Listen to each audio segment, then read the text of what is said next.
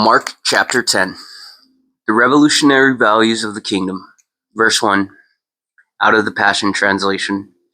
Then Jesus left the region and went into the district of Judea, across from the Jordan River. And again, massive crowds flocked to him, and Jesus was, as his custom, began to teach the people. At one point, some of the Pharisees came, teaching to entrap him with a question. Tell us, they asked, is it lawful for a man to divorce his wife? He answered them, what did Moses command you? They replied, Moses permitted us to write a certificate of separation that would be valid to complete a divorce. Jesus said, yes, Moses wrote this exception for you because you are hard-hearted. But from the beginning, God created male and female. For this reason, a man will leave his parents and be wedded to his wife, and the husband and wife will be joined as one flesh. And after that, they no longer exist as two, but one flesh. So there you have it. What God has joined together, no man has the right to split apart. Once indoors, his disciples asked him to explain it to them again. So he said to them, whoever divorces his wife and marries another commits adultery against her. And if the wife divorces her husband and marries another, she also commits adultery. Jesus blesses little children. Verse 13. The parents kept bringing their little children to Jesus that he would lay his hands on them and bless them. But the disciples kept rebuking and scolding the people for doing it. When Jesus saw what was happening, he became indignant with his disciples and said to them, let all the little children come to me and never hinder them. Don't you know that God's kingdom exists for such as these? Listen to the truth I speak. Whoever does not open their arms to receive God's kingdom is like a teachable child, will never enter it. Then he embraced each child, and laying his hands on them, he lovingly blessed each one. A rich man meets Jesus. Verse 17. As Jesus started on his way, a man came running up to him. Kneeling down in front of him, he cried out, good teacher, what one thing am I required to do to gain eternal life? Jesus responded, why do you call me good? Only God is truly good. You already know the commandments. Do not murder, do not commit adultery, do not steal, do not give a false testimony, do not cheat, and honor your father and mother. The man said to Jesus, teacher, I have certainly obeyed these laws since my youth.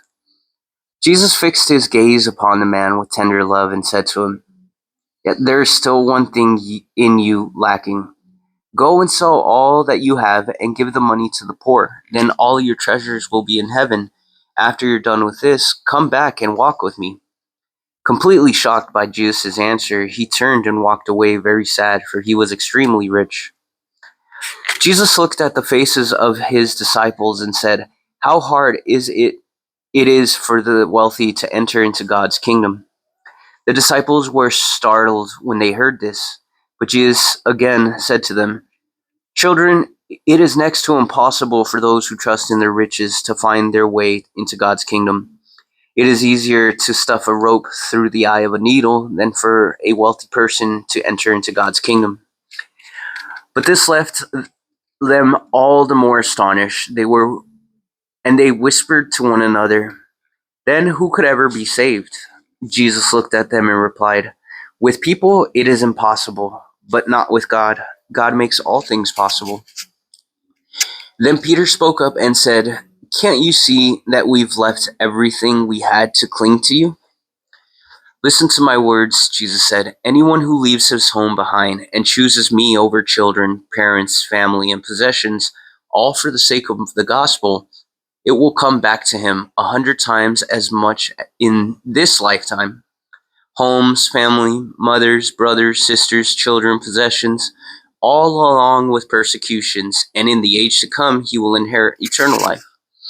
But many who are considered to be the most important now will be the least important then, and many who are viewed as the least important now will be considered the most important then. Jesus again prophesies his death and resurrection. Verse 32. Jesus and his disciples were on the road that went up to Jerusalem, and Jesus was leading them forward. The disciples were filled with wonder and amazement at his bravery, But those following along with them were very afraid. As they approached the city, he took the 12 aside privately and told them what was going to happen. I want you to know that we are going to Jerusalem, where the Son of Man will be handed over to the ruling priests and religious scholars, and they will condemn him to death and hand him over to the Romans. And they will mock him, spit in his face, torture him, and kill him. But 3 days later he will rise again. Jacob and John ask a favor of Jesus. Verse 35. Jacob and John, sons of Zebedee, approached Jesus and said, "Teacher, will you do us a favor?" "What is it?" he asked.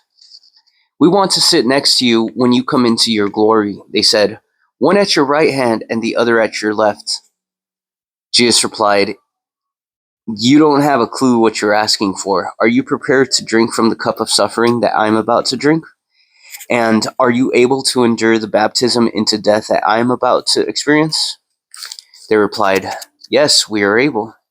Jesus said to them, "You will certainly drink from the cup of my sufferings and be immersed into my death. But to have you sit in the position of highest honor is not mine to decide. It is reserved for those especially prepared to have it." Now, the other 10 disciples overheard this, and they became angry and began to criticize Jacob and John. They gathered them all together and said to them, "Those recognized as rulers of the people and those who are in top leadership positions rule oppressively over their subjects. But this is not the example you are to follow. You are to lead by a different motto. If you want to be the greatest, then live as one called to serve others. The path to promotion comes by having the heart of a bondslave who serves everyone. For even the Son of Man did not come expecting to be served by everyone, but to serve everyone, and to give his life as a ransom price for the salvation of many." Jesus heals blind Bartimaeus. Verse 46. When Jesus and his disciples had passed through Jericho, a large crowd joined them. Upon leaving the village, they met a blind beggar sitting on the side of the road named Timaeus, the son of Timaeus. When he heard that Jesus from Nazareth was passing by, he began to shout, "Jesus, Son of David, have mercy on me. Now in my affliction, heal me."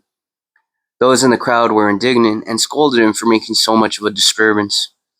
But he kept shouting with all his might, "Son of David, have mercy on me," and healed me.